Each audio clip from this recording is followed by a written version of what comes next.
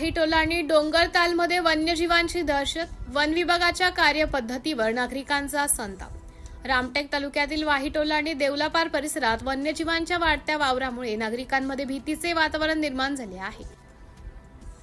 वाहीटोला येथे बिबट्याचा वावर कॅमेऱ्यात कैद झाल्यानंतर वन विभाग खडबडून जागा झाला असला तरी डोंगरताल भागातील वाघाच्या दहशतीकडे वन विभागाच्या वरिष्ठ अधिकाऱ्यांचे दुर्लक्ष होत असल्याने संताप व्यक्त केला जात आहे। बिबट्याचा थरार कॅमेऱ्यात कैद वाहीटोला येथे माजी पंचायत समिती उपसभापती उदयसिंह गज्जू यादव यांच्या निवासस्थानासमोरील मॉयलच्या भिंतीजवळ एका बिबट्यामागील काही दिवसांपासून पाळीव जनावरांच्या शिकारीसाठी घिरट्या घालत आहे। 3 जूनच्या रात्री हा बिबट्या गोठ्यावर नजर लावून बसलेला असल्याचं मोबाईलमध्ये चित्रित केलं। हा व्हिडिओ व्हायरल होताच वन विभागाने तात्काळ सक्रिय होऊन परिसरात शोध मोहीम सुरू केली। वाघाची दहशत आणि वन विभागाची लालफितीची कारभार।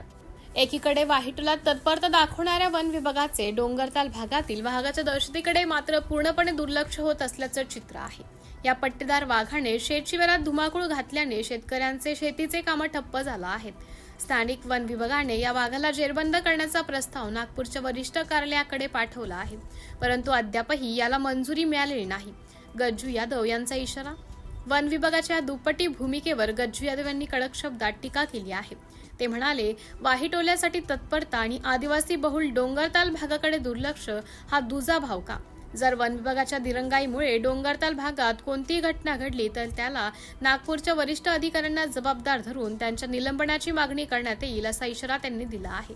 सध्या स्थानिक आदिवासी आणि शेतकरी प्रचंड दहशतीत जगत असून वन विभागाने तातडीने या वाघाचा बंदोबस्त करावा अशी मागणी जोर धरत आहे। सिटी इंडिया न्यूज साठी प्रतिनिधी राहुल पानतावणे, नागपूर।